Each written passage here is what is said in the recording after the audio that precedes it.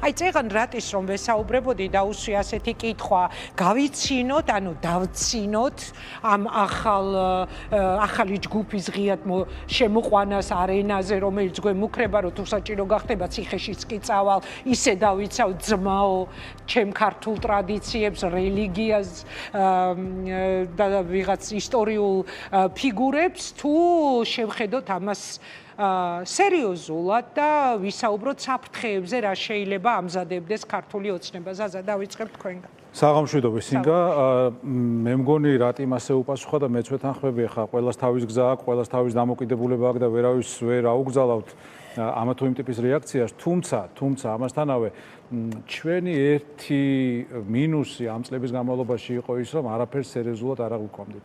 ანუ ივანიშვილის გამოჩენის დღიდან, აი როცა მან რაღაც ლექსი წაიკითხა თუ რაც ქვია მაგას თუ რაღაცებზე ილაპარაკა და სიტყვებს რომ ერთმანეთს აწებებდა და კოლოფსი, მაგათ კოლოფი და კოლაფსი და აი რაღაცებს იგონებდა ხო და გვეცინებოდა ამ ყველაფერზე ხო ეს კაცი რომელსაც არაფერი არ წაუკითხავს მეუღლისგან მოყოლით იცის სკოტნი დვორი ბჭყალებში ესეც მისი ინტერვიუდან არის და ასე შემდეგ მას და მის მუხარებს სერიოზულად ხალხი ვერ აღიქვამდა. ასე მოვედით დღემდე.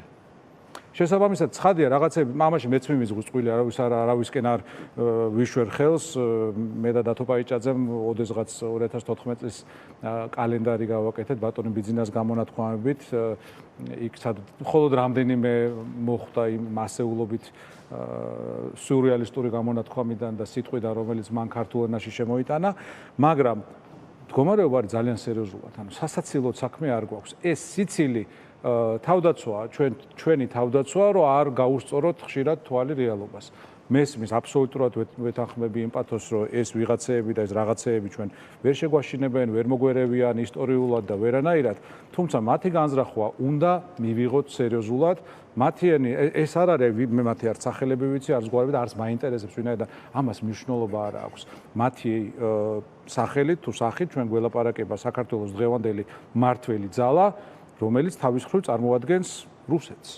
ანუ, როდესაც ისინი ლაპარაკობენ სუვერენიტეტზე, ღირსებაზე, ჩვენ ვცხოვრობთ რეალობაში, როცა სუვერენიტეტი ფაქტობრივად დაკარგული გვაქვს. საქართველოს, ანუ ჩვენ ისკენ რომ ევროპაში ვერ შევდივართ. რუსეთიდან უნდა გამოვიდეთ თავიდან. რაც 89, 90, 91 წლებში გავაკეთეთ, შემდგომ წლებში რისთვისაც ვიბრძოლეთ, რაც გამოვიარეთ, ჩათვალეთ რომ იგივე პროცესი თავიდან გვაქვს გამოსავლელი, მაგრამ მადლობა ღმერთს სხვა ვითარებაა მსოფლიოში და მხოლოდ ესენი კი არ ჩანან, ესენი კი არ ქმნიან დღის წესრიგს, არამედ დღის წესრიგს ქმნის მაგალითად ზელენსკი, რომელიც იყო ჩასული ვაშინგტონში და ელაპარაკა ტრამპს იმაზე, როგორ აწარმოებს უკრაინა პეტრიოტებს. კი ბატონო, ამათმა, ანუ უციგნურების ხელით დაიცვან ციგნიერება ბჭყალებში, დარწმუნებული ვარ, არც სახარება აქვს რომელიმე მათგანს წაკითხული, არც ნოდარ დუმბაძე აქვს გადაშლილი, აი რაღაც ისეთ მაღალ მატერიებზე კი არ მაქვს, ხო შეიძლება რაღაც აი ნოველა ფელეტონი ქონდეს წაკითხული. ეს ის ხალხია, რომელსაც ავით ხადაგიგო არ აქვს წაკითხული, შეიძლება ანბანი არიციან თავიდან ბოლომდე. და ამათ ხელით გვემუქრებიან, მაგრამ ვიმეორებ, ჩვენი ძლიერი მხარე არის ის, რომ ჩვენ ვართ ქართველი ხალხი. ჩვენ მართლა ერეკლე მეორეც გვიყვარს, დუმბაძეც გვიყვარს, ჩვენი ისტორია გვიყვარს კი არა, განვასახიერებთ.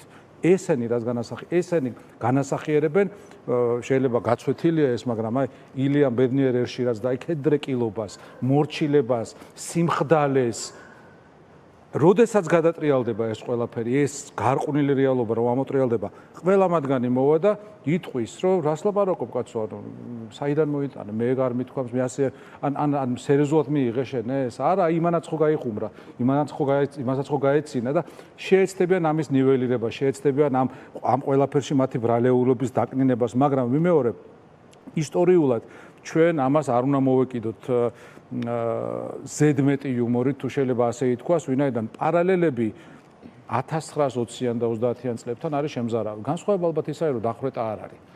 თორე დანარჩენი ის გზა რაც გამოიარეს პრაქტიკულად იდენტურია. ხო, მაშინაც ბოლშევიკმა დაიწყეს იმაზე საუბრით რომ უბრალოდ ერთი მთავრობა მეორედ შეიცვალა, ერთი სოციალისტური მთავრობა წავიდა და სხვადასხვა ეს პაპუაშვილმაც გაიმეორა რამდენიმე კვირის წინ თუ თვის წინ რომ აიო მაშინო სინამდვილეში ერთი სოციალისტური მთავრობა წავიდა და მეორე მოვიდაო.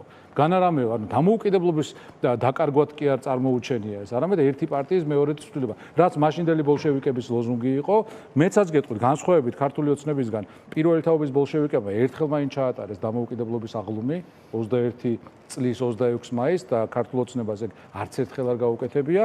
ცხადია ისიც თვალისასახვევად იყო მაშინ გაკეთებული, მაგრამ მერე გამოიარეს ზუსტად ის გზა, როდესაც ბევრი ადამიანი მორალური კომპრომისის გზაზე შეაყენეს, ერთმანეთზე დასმენები აწერინეს, მერე ზოგმა ამის გამო თავიც მოიკლა და ვიცით ვიზეა საუბარი და რაზეა საუბარი, მაგრამ როდესაც საზოგადოების მნიშვნელოვან ნაწილს კრიტიკულ მასას მართლა თვალი აეხილა, სამწუხაროდ უკვე გვიანი იყო. სამწუხაროდ უკვე იდგა 30-იანი წლები და იქ ადამიანებს არჩევანი პრაქტიკულად აღარ ჰქონდათ. ჩვენ ამისგან დღეს გვიცავს ის, რომ და მე არავის შემართებას და ჰეროიზმს არ ვაკნინებ, ბუნებრივია, მაგრამ გვიცავს საერთაშორისო კონიუნქტურა. ცხადია, ხა ვიღაც გამოვა და იტყვის, რომ არ შეიძლება სხვისი მეძე ვიყოთ, მე არ ვამბობ, რომ სხვისი მეძე უნდა ვიყოთ, მაგრამ თუნდაც იგივე ეროვნული მოძრაობა, ქალბატონი ფიქრია დავემოწმება თქვენი სახით, მაგრამ ასევე ისინი, რომლებიც ზვიად გამსახურდა და მერაბ კოსტავა, რომლებიც 1956 წლიდან იბრძოდნენ საქართველოს დამოუკიდებლობისთვის, ამას ახერხებენ 30 და 35 წლის შემდეგ, როდესაც საერთაშორისო ვითარება ამისთვის უკვე მწიფდება, ხო? შესაბამისად, ჩვენი ჰეროიზმი ერთია, მაგრამ საერთაშორისო ვითარება ამისთვის არის საკვანძოდ მნიშვნელოვანი. ხო, მაგრამ აი ნახეთ თან ახლა ეს რა რეალობაში ხდება.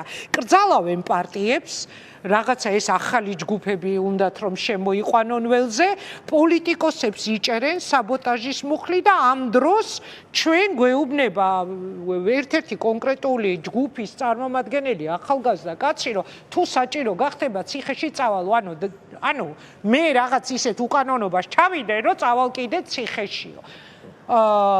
და ამას მერე შლეიფად მოაყოლებენ რელიგიის სახელი, ტრადიციების და ასე შემდეგ და ასე შემდეგ.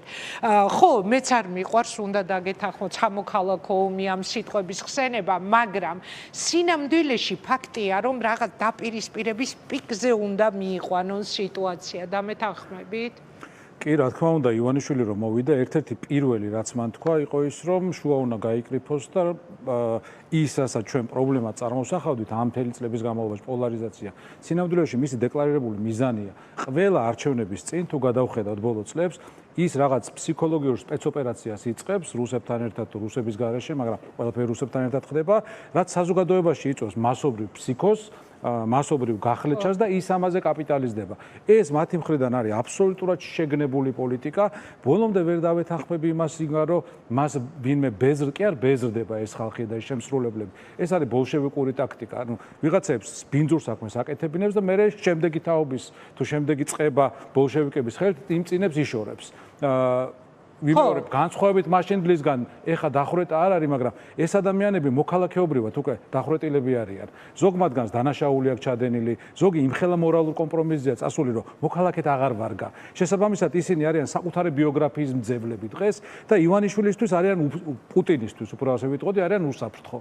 ყოველთვის ეს ადამიანი გამოვა და გეტყვის, რომ ხო, მე შეიძლება რაღაც მოვიპარე, მაგრამ ის და რაღაც იდიოტობას იტყვის საკუთარივე დანაშაულის ან მორალური კომპრომისის გასამართლებლად. ჩვენ ამაზე გვისაუბრია ქალბატონ ლელასთან ერთად. დღეს სინამდვილეში ორი ანთროპოლოგიური სახეობა ეჯიბრება საქართველოში ერთმანეთს. აქეთ ვართ ქართველები და რუსებს სჭირდებათ გრუზინები. თუ გახსოვს, ახლა მიშას დრო ახსენე და მიშას დროს ეს ხალხი რა დღეში იყო, რომ ჩვენო ეს ტურიზმზე რო გველაპარაკებიანო, მომსახურე პერსონალად უნდა აქციონ ქვეყანაო. როგორც აღმოჩნდა ტურიზმზე ხო კაპიტალიზდებიან, მაგრამ ერთია როგორ დახვდები ტურის, ანუ განსხვავება არის როგორ დახვდები ტურის. თუნდაც იგივე რუს ტურისტს, ხო? მაშინ აქ რუსი ტურისტი ჩამოდიოდა და იცოდა რომ თავმოყვარე ქვეყანაში ჩადის.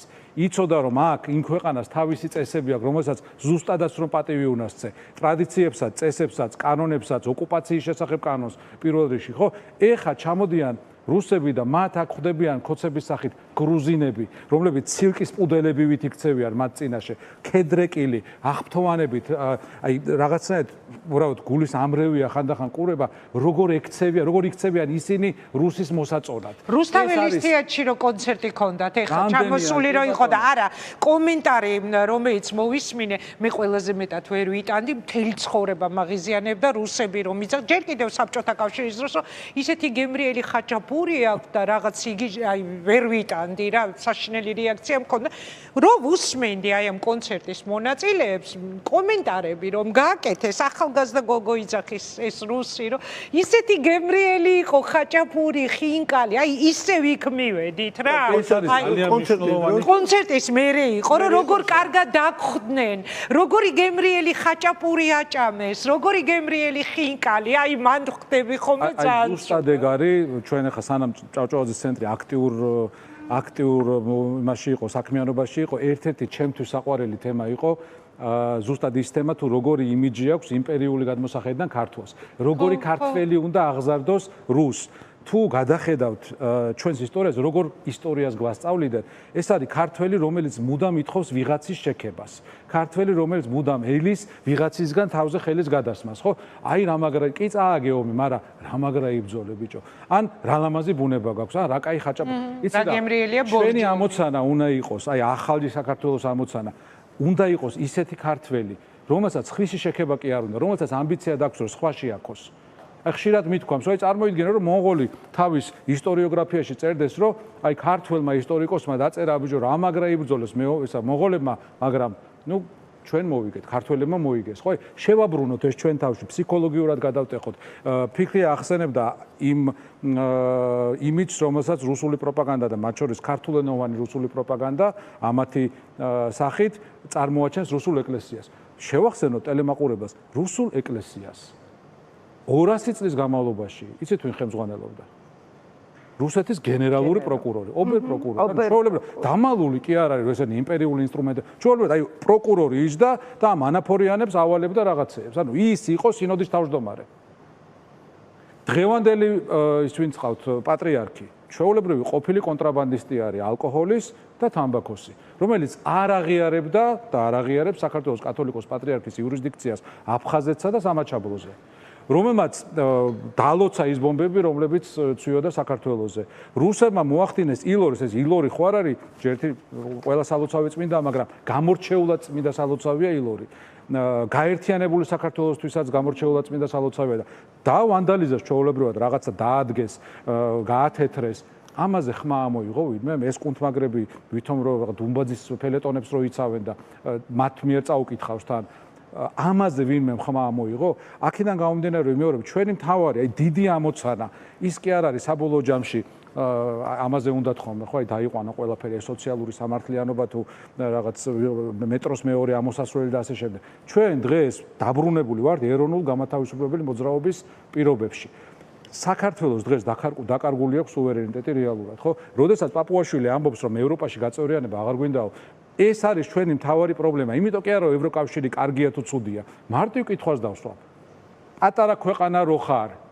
ვინ გიცავს მტრიდგა? ვინ არის მტერი? მტერი არის რუსი. ამაზე ხო ორი აზრი არ არსებობს. ხოცი ზღიად ხო ვერ გეტყვის რომ რუსი მტერი არ არის, იმიტომ რომ რუსი არის ის, რომელიც 200-ზე მეტი წლის განმავლობაში ხოცავს, საკუთარ ომებში მივყავარ და ასობით ათას ქართველს ხოცავს, საკუთარ სამამულო ომებში, მაგდენი ქართველი საქართველოს დაცვისთვის რო დაღუპულიყო, დღეს მართლა ნიკოპსიიდან დარუბანდამდე ვიქნებოდით.